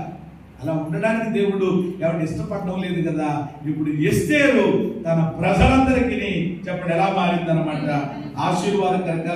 కారణం ఏమిటి అని అంటే ఆమె చేసుకున్నటువంటి తీర్మానం. ఇక నేను త్వరగా ముగింపుకు వస్తా ఉన్నాను. మరొక తీర్మానం గురించి చెప్తాను. ఇది డేవిడ్ తీర్మానం. ఇది డేవిడ్ తీర్మానం. 132వ కీర్తన చదివాం. అందుకని ఈ రోజు మనం 132 ఫస్ట్ నుంచి చదవండి త్వరగా. యెహోవా చేసుకొనుము, అతడు యెహోవాతో ప్రమాణపూర్వకముగా మాట ఇచ్చి యాకోబు యొక్క బలిష్ఠునికి మొక్కుబడి చేసెను. ఎలాగంటే యెహోవా నేను ఒక స్థలమును చూచు వరకు, యాకోబు యొక్క బలిష్ఠునికి నివాస స్థలమును చూచు వరకు నా వాసస్థానమైన గుడారములో ప్రవేశించను. నేను పరులు మంచం మీద ఎక్కను, నా గనులకు నిద్ర రానియను, నా గనులకు కునుకుపాటు. ప్రమాణం అని ఇందాక చెప్పి చూశారండి. ఇదిగో దావీదు తీర్మానం ఎలా ఉందన్నమాట? ఒక ప్రమాణంలా ఉందన్నమాట. అలా ఉండాలి ఖచ్చితంగా. ఏమండి దావీదు ఇక్కడ ఒక తీర్మానం చేసుకుంటున్నాడు. ఏంటి దావీదు తీర్మానం అని అడిగితే, దావీదు యొక్క తీర్మానం ఏమండి ఆరాధించడానికి అవకాశం లేని పరిస్థితుల్లో దావీదు తీర్మానం చేశాడు. ఏం చేయడానికి అవకాశం లేదట? ఆరాధించడానికి అవకాశం లేని పరిస్థితుల్లో దావీదు తీర్మానం చేశాడు. ఏమండి ప్రియమైన దేవుని బిడ్డలారా, ఏం చేయాలి అని అంటే దేవునికి ఏం చూడాలనుకున్నాడట? ఒక స్థలము, నివాస స్థలం. చెప్పండి, దేవునికి ఏం చూడాలనుకున్నాడంటే ఒక స్థలము చూడాలి, ఒక నివాస స్థలం. అంటే నివాస స్థలం అని అంటే దేవుని మందిరం. ఇప్పుడు మందిరం కట్టడానికి ఏం కావాలి? మొదట స్థలం. ముందు స్థలం ఉంటే స్థలంలో ఏం చేస్తాం? అది అంటే దేవునికి వరకు ఒక స్థలం కొనాలనుకున్నాడు. ఆ స్థలంలో ఏం కట్టాలనుకున్నాడు? మందిరం కట్టాలనుకున్నాడు. ఆ స్థలము కొని మందిరం కట్టేదాకా ఏం చేయాలనుకుంటున్నాడు? ఆయన ఇంట్లోకి వెళ్ళడట, అంటే ఆయన గుడారంలోకి వెళ్ళడట. రెండు, ఆయన పడుకునే మంచం మీదకి ఎక్కడట. ఎవరు కనులకు నిద్ర రానివ్వడట, కనురెప్పలు కునుపాటు కూడా. చూసారా? అలా ఉండాలంటే తీర్మానం అంటే. కానీ మన తీర్మానాలు ఎవరి దేవుని కొరకు ఉండవు. ఇలా అంటున్నానని ఇంకో రకంగా అనుకోకండి, ఆ అర్థం చేసుకోకండి. ఉన్నమాట అనేయాలి. ఇంకా లేకపోతే ఎందుకలా పెట్టుకుని, ఇప్పుడు ఉదాహరణకి మనకు కాదనుకోండి, మనకు కాదు బయట వాళ్ళకి అయినా ఇంకేం చేస్తాం? ఇంకా ఇప్పుడేనండి కొంచెం ఖాళీ దొరుకుతుందండి, పిల్లలందరూ వస్తున్నారండి, అదండి ఇదండి అని ఆ రుసులు ఉండాలనుకున్నాను. పాయింట్ గురించి చెప్తే అరుసులు వండాలనుకున్న మీరు ఏం చేస్తారంటే, వండాలని ఫిక్స్ అయితే 6 అయినా 106 ఏమన్నమాట అయిపోలేక అసలు ఏమాత్రం కూడా ఏమి లేదు. చెప్పండి అని చూసారా? మీరు మనసులో పిల్లలకి ఏదైనా ఇది వండితే బాగుంటుంది, మంచిదమ్మా, నేను తప్పట్లేదు, మళ్ళీ వండుకోవడం శుభ్రంగా దేవుడి ఇచ్చిన కృపను బట్టి అందరూ చక్కగా ఏమంటే సమృద్ధిగానే ఉండాలి. అయితే మీరు ఇలాగ ఏదైనా ఒకటి వండాలి అని అనుకున్నారనుకో, వండేస్తారా లేదా? ఆ పాస్టర్ గారు అనుకున్నారనుకోండి, ఇంకా ఎవరు ఎందుకు వెంటనే అయిపోవాలి. ఇక దేవునికి స్తోత్రం కలుగునుగా. ఏదైనా ఒక కార్యం చెయ్యాలని అనుకున్నారనుకోండి, ఆవిడి నిద్రపోదు, నన్ను అంతే. దేవునికి స్తోత్రం. ఇంకా అయిపోయి తెలుసు ప్రసాద్ గారు నవ్వుకున్నారనమాట. ఎందుకంటే ఆల్రెడీ చూస్తున్నారు కదా మందిరం యొక్క పనిలో. ఇంకా ఆవిడ మా ఆనందపాల్ గారు అయితే ఆయన అంటే కుటుంబానికి సమీపంగా దగ్గరగా. కాబట్టి ఇలాగ ప్రియమైన దేవుని బిడ్డలారా ఆలోచన చేస్తే ఇక దావీదు కూడా అలాగనమాట. ఎవరైనా సరే ఒకటి అనుకున్నారనుకోండి, అది వెంటనే కొనాలంటే కొనేయడు, ఏమంటే వండాలంటే వండేయడు, చెయ్యాలంటే చేసేయడు, వెయ్యాలంటే వేసేయడు, వెళ్ళాలంటే వెళ్ళేయడు. మరి నేను అంటాను, అలా మన వ్యక్తిగత కుటుంబ విషయాల్లో ఉన్నంత వైరాగ్యం, ఏమంటే అంత ఆసక్తి ఇక్కడికి వచ్చేసేటప్పటికి ఎందుకు ఉండదు? ఇప్పుడు దావీదు దేని కొరకు తీర్మానం? ఆయన నిలబెట్టుకోవడానిక, ఏమన్నా ఆయన ఏదో చేసుకోండి, ఆల్టర్లు చేయించుకోవడానిక, ఇంకోటి లేదు. ఆయన విషయంలో కాదు కదా. ఎవరి కొరకు చెప్పండి? నా నివాస స్థలమైన, అదిగో నేనేమో అద్భుతమైనటువంటి సరంభి వేసినటువంటి ఎవరి గృహాల్లో ఉంటున్నాను, నేను కోటలో ఉంటున్నాను. దేవుని మనసు ఎక్కడ ఉంది? బయట ఉంది, రోడ్డు మీద ఉంది, టెంట్ లో ఉంది. లేదు లేదు, దేవుడికో స్థలం చూడాలి, దేవుడికో మందిరం కట్టాలి అనేటువంటి ఒక తీర్మానం ఆయన కలిగి ఉన్నాడు. ఈ రోజు నేనంటాను, మందిరానికి వస్తున్నారు చాలా మంది, వస్తున్నారు, వెళుతున్నారు, కానీ మందిరంలో ఏముందో ఏమి లేదో కూడా చాలా మందికి తెలియదు. ఏముందో ఏమి లేదో కూడా తెలియదు. మందిరంలో ఉదాహరణకి ఎంత పని జరుగుతుంది, ఎలా జరుగుతుందో, ఏ విధంగా జరుగుతుందో, దైవ సేవకులు దాని విషయంలో ఎంత స్ట్రగుల్ అవుతుంటున్నారో, ఆ డబ్బులు ఎక్కడి నుంచి తెస్తున్నారో, ఏ విధంగా తెస్తున్నారు, ఏమి కూడా జరుగుతుంది కదండి. చాలేమండి దేవుడు కృపండి బాబు. మరి ఆయన కృప లేకపోతే ఇంకేంటో మరి మరలా మాకు తెలియనట్టు పైపెచ్చు. ఆలోచన చేయండి, దైవ కృపే, దేవుని హస్తమే. ఏమన్నా ఆయన హస్తము తోడుగా ఉన్న రీతిగానే సామర్థ్యము లేని ఎవరి బలహీనులమైనటువంటి మనతో దేవుడు ఆ పని చేయించుకుంటున్నాడు. దేవునికి స్తోత్రం కలిగింది. అసలు ఏ పాటి వారం అసలు నేను ఒకసారి అనుకుంటాను అనమాట, అలా మన బతుకెంత, మన జీవితం ఏంటి అసలు? ఆ దేవుని యొక్క మందిర నిర్మాణం పని అసలు మన పరిస్థితి మన సరిపోతుందా? అసలు దావీదు లాంటి ఆయనే మందిరం కొరకు వాళ్ళంతా సిద్ధపరిచి పక్కన ఎట్టుకున్నాడు, కానీ ఆఖరికి ఆయన ఏం చేయలేకపోయాడట, కట్టలేకపోయాడు. ఎవరి చేత కట్టించుకున్నాడు దేవుడు కదా. అసలు ఎంత దేవుడు కృపించి నడిపిస్తున్నాడు. కానీ కొంతమంది ఏమంటే బాధ్యత రహితంగా, బాధ్యత లేని వాళ్ళంగా, మనకేంటి, మనం ఏదో వెళతాం, అసలు కూర్చుంటాం, పాడితే పాడతాం, వింటే వింటాం, చెప్తే ఏమండి ఆఖరికి ఏదో ఆఖరిలో పాట పాడతారు కదా, వేస్తాం, ఏదో ఏమండి పని అయిపోతుంది, ఆమెనంటారు, వెళ్ళిపోతాం, మనకు సంబంధం లేదు. ఈరోజు అలాగైతే ఎవరి ప్రేమ దేవుని బిడ్డలారా, దేవుని యొక్క సంఘంలో, జీవము గల సంఘంలో ఎవరి నిన్ను ఒక అవయవంలాగా, ఎవరి ఒక పనిముట్టులాగా దేవుడు నిన్ను పెడితే, మరి ఈరోజు బాధ్యత లేకపోతే ఎలా చెప్పండి? చాలా మంది అలాగే ఎవరిని ప్రయాస పడడానికి ఎవరిని ఇష్టపడటం లేదు, కానీ చాలా మంది పక్కగా తప్పించుకుంటున్నారు. ఈరోజు ప్రయాస పడడానికి ఇష్టపడటం పక్కకి, మనది కాదులే ఇది, మనం ఏదో ఇది అవసరం వస్తే పాస్టర్ గారి దగ్గరికి వెళ్తాం, మరి ఇదిగోండి కూటం పెట్టాలండి, లేకపోతే ఇది చెయ్యాలండి, అంతే. ఆ టైం చాలా మంది అలాంటి వారు ఉన్నారు సంఘంలో, నాకు తెలుసు.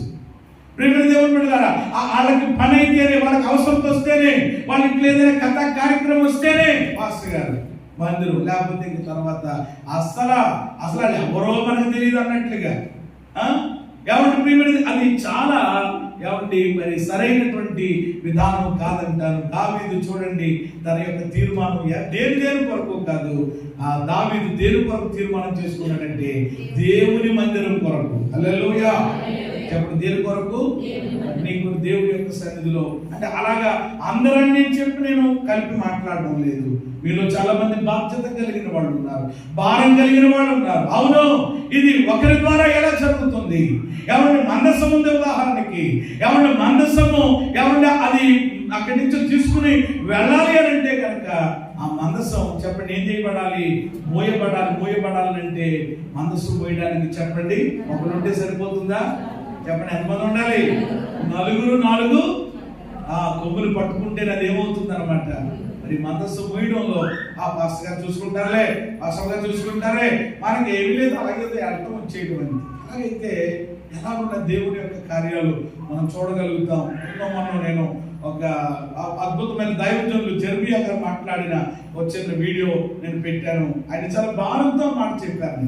ఆయన సంఘంలో చాలా మంది ప్రేమ ఒక ఉన్నతమైన స్థితిలో ఉన్నవాళ్ళు కూడా ఆ అనుభవాన్ని కలిగినటువంటి వారిగా ఉంటున్నారు కనుకనే అంత అద్భుతమైనటువంటి సేవ ఆ మహానగరంలో ఆయన చేయగలుగుతూ ఉన్నారు. దేవునికి స్తోత్రం కలిగిన ఏమండి మోషే ఏమండి ఒక్కడి వల్ల అవలేనప్పుడు ఏమండి మోషే యొక్క చేతులు ఏమండి పైకెత్తాడు, కానీ ఎంతసేపు అని ఎత్తి అలా ఉంచగలుగుతాడు? ఏమంటే ఊరు అహరోనులు వెళ్ళి ఏం చేశారట? ఆయన చేతులు ఆదుకున్నప్పుడు ఇశ్రాయేలు ప్రజలకు ఏమొచ్చింది?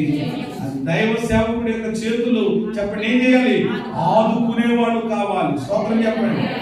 ఆదుకోవాలి తప్ప చేతులు పట్టి లాగకూడదు. ప్రేమైన దేవుడు, ఈరోజు దేవుడి కార్యాలు చూడాలంటే, దేవుడి రాజ్యం విస్తరించాలంటే, నశించు ఆత్మలు రక్షించబడాలి అని అంటే, సంఘంలో చేర్చబడాలి అని అంటే, ఎవరి నీకు కూడా బాధ్యత ఉందని తీర్మానం చేయాలి. దేవుడి కొరకు ఏమి చేయకుండా మన వల్ల ఉంటే దేవుడి కార్యాలు చూడలేము. ఇక ఇప్పుడు అన్ని నేను ఎందులో చెప్పినట్టు అనమాట, పాత నిబంధనలోనే చెప్పేశాను అన్ని.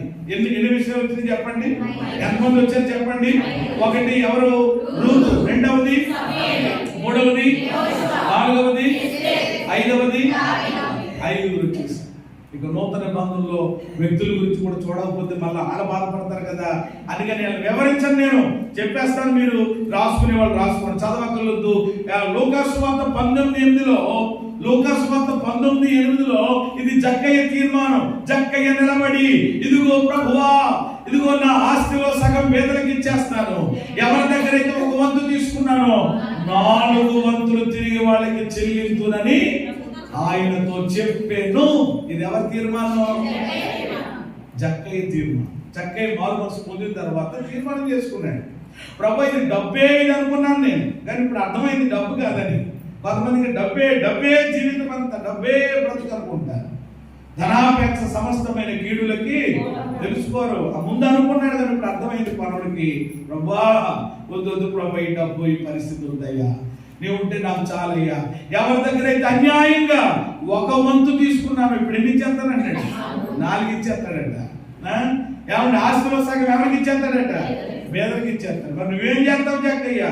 నువ్వు నమ్మదేశయ్యా, నీ వెనకాల వచ్చేస్తాను ప్రభా, నువ్వు ఉంటే నాకు చాలు వేసాయి, నువ్వు వెంటే నేను. అంత అద్భుతమైన తీర్మానం జక్కయ్య తీర్మానం. ఏ డబ్బు కొరకైతే కక్కుర్తి పడి అడ్డమైన పనులన్నీ చేసి ఆ డబ్బు వెనకాల పరిగెట్టాడు, ఇప్పుడు ఆ డబ్బు వద్దని చెప్పేసి ప్రభువా నేను నీతోనే ఉంటానని అతను తీర్మానం చేసుకున్నాడు. జక్కయ్య తీర్మానం. చెప్పండి, జక్కయ్య ఏం తెచ్చిపెట్టింది అని అంటే గొప్ప. ఆ 9వ వచనంలో ఉంటుంది, యేసయ్య చెప్పారు, ఇతడును అబ్రహాము కుమారుడే, ఎందుకంటే నేడు ఇంటికి రక్షణ వచ్చింది. దేవునికి స్తోత్రం కలిగినగా. జక్కయ్య తీర్మానం అతని ఇంటికి ఏం తెచ్చిపెట్టింది? గొప్ప రక్షణ. మరి ఈరోజు నీ తీర్మానం ఏమైనా ఉందా? లేక ఇంకా దాన్నే పట్టుకుని మనము వేలాడుకుంటున్నామా? చివరి మాట, 7వ మాట, 7 మాటలు చెప్పి నేను ముగిస్తున్నాను. ఏమంటే చివరి తీర్మానము పౌలు తీర్మానం. ఇంకెంతకంటే తీర్మానం ఏది బైబిల్లో ఇంకా ఉండదేమో అనిపిస్తుంది నాకు. ఇది చివరి అనుకోవచ్చు.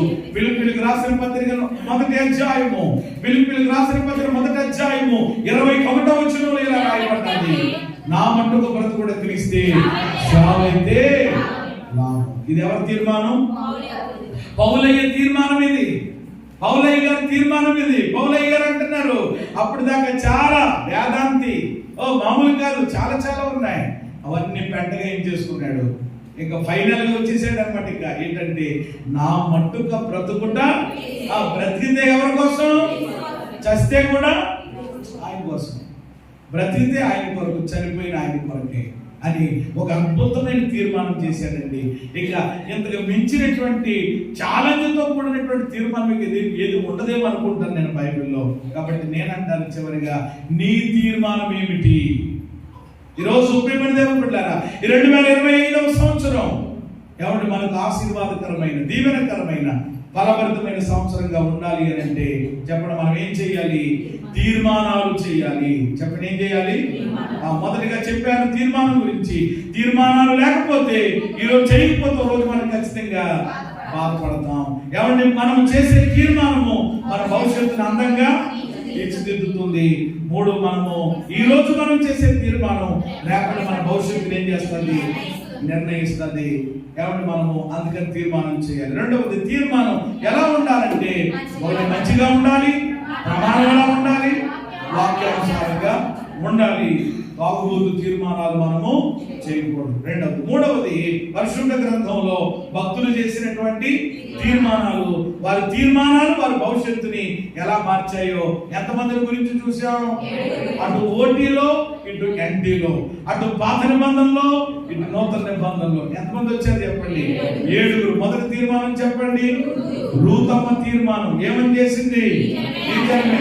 ఈ దేవుడే ఎక్కడ జరిగిపోతే అక్కడ చేసింది. తన జీవితం అద్భుతంగా మార్చబడి మనందరికీ ఒక మాదిరిగా ఆశీర్వాదకరంగా మారింది. రెండవది ఆయన తీర్మానం చరిత్రలో ఆయన నిలిచిపోయేలా చేసింది ఆయన జీవితాన్ని. మూడవది యెహోషువ తీర్మానం. అస్థిరులైన ప్రజల మధ్యలో ఆయన చేసిన తీర్మానం ఓ సవాలుగా మారింది. ఆడ కూడా మారిపోయి బాబు మేము కూడా నువ్వెవరిని సేవిస్తే వాళ్ళని సేవిస్తామని విధానంలోకి వచ్చేసారు. అలాంటి తీర్మానం మనం చేయగలగాలి. 4వది ఎస్తేరు తీర్మానం. తన జాతిని ఏం చేసుకోగలిగింది? రక్షించుకుని తన జాతి ప్రజలకి ఒక అద్భుతమైనటువంటి వ్యక్తిగా ఆమె మార్చబడింది. 5వది దావీదు తీర్మానం. ఇది దేని కొరకు తీర్మానం అంటే దేవుని మందిరం కొరకైన తీర్మానం. ఏమన్నా తీర్మానం దావీదుని ఏం చేసింది అని అంటే తరతరముల వరకు అతని సింహాసనాన్ని స్థిరపరిచింది. రేపు భవిష్యత్తులో కూడా ఏ సింహాసనం మీద యేసయ్య కూర్చుని పరిపాలన చేయబోతున్నాడు అంటే దావీదు గారి సింహాసనం మీదే. స్తోత్రం చెప్పండి. అంత కథ ఉంటుంది అన్నమాట తీర్మానం అంటే. అంతగా దేవుడు దావీదుని ఆశీర్వదించి ఇచ్చించాడు. 6వది జక్కయ్య తీర్మానం. ఏమంటే అతని ఇంటికి గొప్ప రక్షణ తెచ్చిపెట్టింది.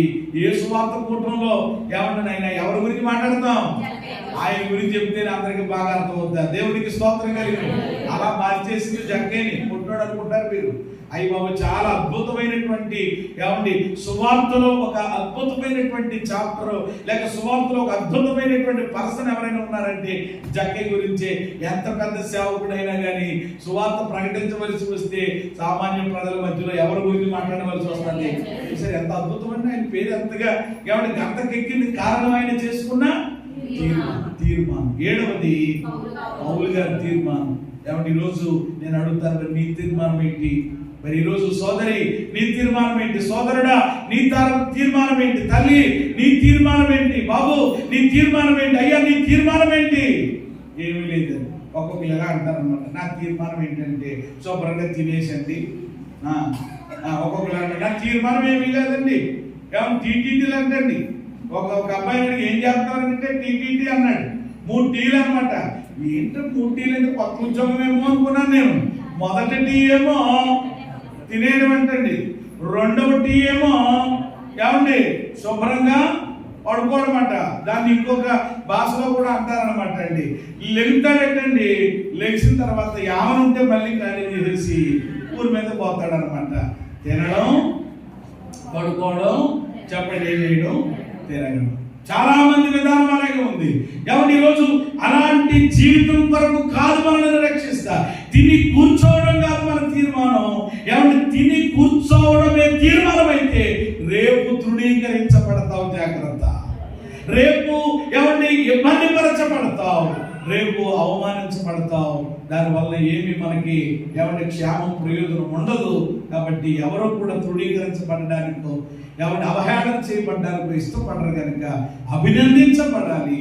ఏమండి ఇతరులకు మనం ఒక ఆశీర్వాదకరంగా మారిపోవాలనంటే ఖచ్చితంగా ఏదో ఒక తీర్మానము ఇంతవరకు చేయకపోయినా ఈ జనవరి మాసంలోనే ఈ నూతన సంవత్సరం ఆరంభంలోనే ఉన్నాం కనుక ఈ 12వ తారీఖు అయినా దైవసంతులు 2వ ఆదివారం తీర్మానం చేద్దాం. అది వ్యక్తిగతంగా చేసుకుంటావా? అది ఏమండి ఇతరుల విషయంలో చేస్తావా? అది దేవుడి విషయంలో చేస్తావా? అది మందిర విషయంలో చేస్తావా? నాకు తెలియదు. నీ తీర్మానం నీకు చెప్పండి ఎవరికనమాట దేవుడికి తెలిస్తే సరిపోతుంది. నీ తీర్మానాన్ని దేవుడు స్థిరపరిచి బలపరుస్తాడు. మంచి తీర్మానాలు చేసేవారిగా ఉందాం. ఏమండి 2025వ సంవత్సరాన్ని దీవెనకరమైన ఆశీర్వాదకరమైన ఫలభరితమైన సంవత్సరంగా మన జీవితాల్లో పొందుకుంటాం. అలాంటి కృప ప్రభు మనకు దయచేయుగాక.